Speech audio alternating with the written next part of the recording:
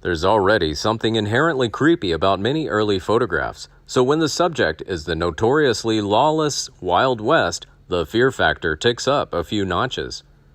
In unexplored territory with a vibrant cast of characters, the Old West carried unease in every breeze. Perhaps the creepiest photos from the Wild West are the ones that are hard to explain, the scary old photos made scarier by their total lack of context. This unsettling style of photography, coupled with the macabre images that enjoyed popularity during that era, results in a disquieting collection that lingers in one's memory. Remember to hit the like button because it helps us a lot. Don't forget to subscribe to the channel and press the notification bell to not miss the upcoming interesting videos. Bison Skulls, 1892. Photograph of a pile of American bison skulls waiting to be ground for fertilizer. Woman in a mask and bonnet, date unknown. Post-mortem photograph, late 1800s. Mask and skin shoes of cattle rustler Big Nose George Parrott. George Parrott, also known as Big Nose George, Big Beat Parrott, George Manus, and George Warden, was a cattle rustler and highwayman in the American Wild West in the late 19th century. His skin was made into a pair of shoes after his lynching, and part of his skull was used as an ashtray. Deceased outlaw William Brazen Bill Brazelton wearing a mask, 1878. William Whitney Brazelton, also known as Brazen Bill, was a stagecoach robber who operated in Arizona and New Mexico in the days of the Wild West. Brazelton claimed to have been born in Missouri but lived in San Francisco, California when he was a child. At some point, he was orphaned and left to fend for himself on the streets of the Barbary Coast. It is said that he killed a man when he was just 15 years old. Nothing else is known about his early life. Brazelton's mode of robbery was to wear a mask over his face and carry a pistol and rifle in one hand while ordering the driver and passengers to hand over any valuables. He's alleged to have committed 9 stage robberies in Arizona and New Mexico, 3 near Silver City, New Mexico, 2 in northern Arizona, and 4 near Tucson. A horse used by Brazelton in his last robbery was traced to the possession of David Nemitz. Nemitz was arrested and agreed to help bring in Brazelton in return for protection from him. Pima County Sheriff Charles A. Schibel led a 5-man posse that killed Brazelton 2 miles south of Tucson, Arizona, on August 22, 1878. Wright's last study on the outlaw pinpointed the site of his death at the southeast corner of what is now Mission and Ajo in Tucson, Arizona. Brazelton had 2 cartridge belts, 2 pistols, a Remington rolling block rifle, his mask, earnings from the Point Mountain robbery, and a gold watch and chain. Brazelton's body was photographed twice, first wearing the mask and then unmasked. Outlaw Rube Burrow, 1890. Reuben Houston Burrow, better known as Rube Burrow, was an infamous train robber and outlaw in the southern and southwestern United States. During the final years of the American frontier, he became one of the most infamous and hunted men in the Old West since Jesse James.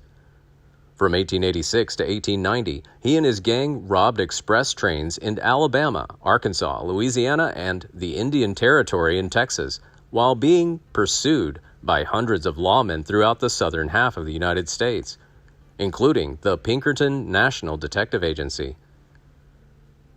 Sandstorm over Midland, Texas, 1894. Memento Mori of the Dalton Gang, 1892. Left to Right, Bill Power, Bob Dalton, Grat Dalton, Dick Broadwell. The Dalton Gang was a group of outlaws in the old American West during 1890 to 1892. It was also known as the Dalton Brothers because 4 of its members were brothers. The gang specialized in bank and train robberies. During attempted double bank robbery in Coffeyville, Kansas in 1892, 2 of the brothers and 2 other gang members were killed.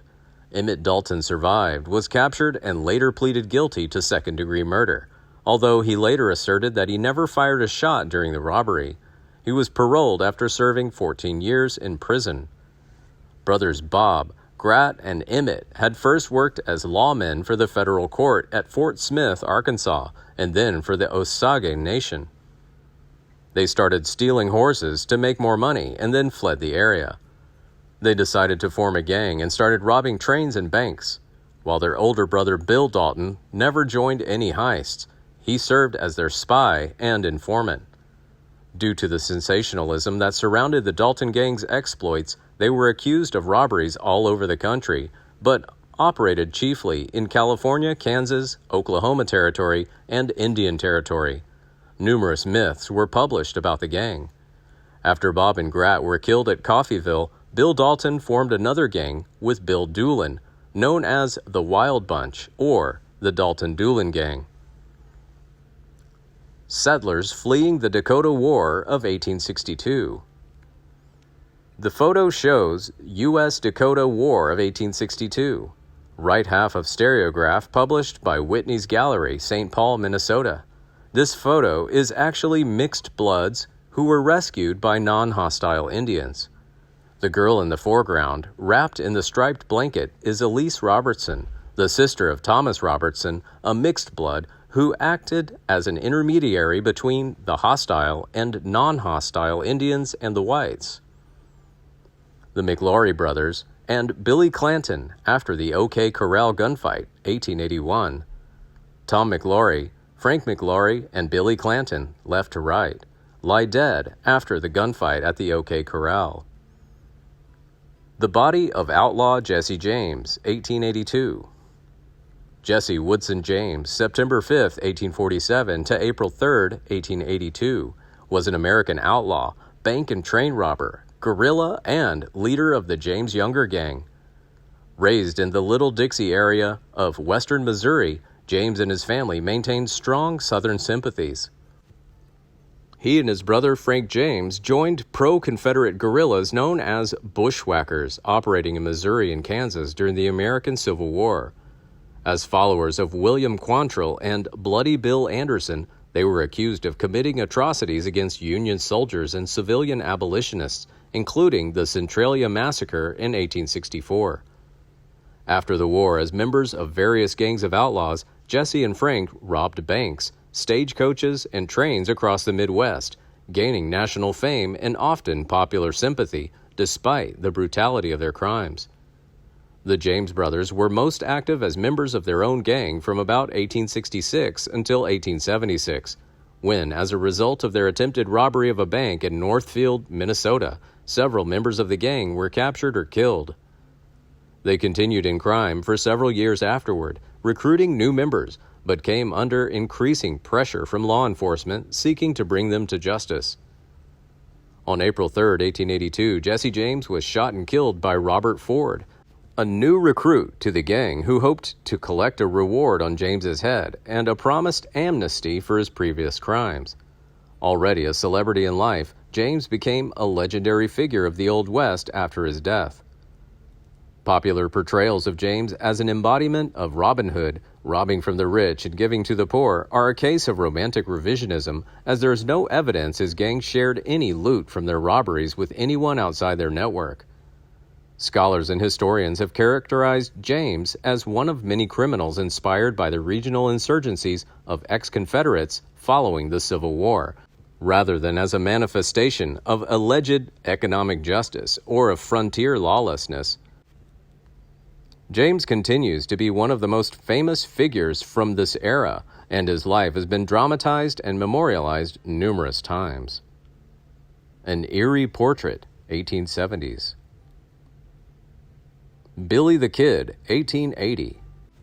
Scan of the original Billy the Kid ferrotype kept by Lincoln County, New Mexico Museum and sold at auction in 2011. Wild West photographer Ben Wittick, 1845 to 1903. William Buffalo Bill Cody, 1871. Sixth plate tintype of a young Buffalo Bill Cody posed with guns and game, published in Wilson and Martin's Buffalo Bill's Wild West and American Legend, where it is described as believed to have been taken at Fort McPherson, Nebraska. circa 1871, and illustrates Cody's flair for showmanship even before he became a performer. OK Corral After a Fire, 1882. The corral and buildings were completely destroyed by a fire that burned almost all of the Western Business District on May 25, 1882. The rebuilt corral began to gain attention from the American public in 1931 when author Stuart Lake published an initially well-received biography, Wyatt Earp, Frontier Marshal, 2 years after Earp's death. Published during the Great Depression, the book captured American imaginations. It was also the basis for the 1946 film My Darling Clementine by director John Ford. After the film, Gunfight at the OK Corral was released in 1957. The shootout became known by that name, and the corral became wrongly fixed in the public's consciousness as the location of the shootout. Please like and share if you find the video content interesting and useful. Don't forget to subscribe to the channel and comment below so as not to miss the upcoming interesting videos. Thanks for watching.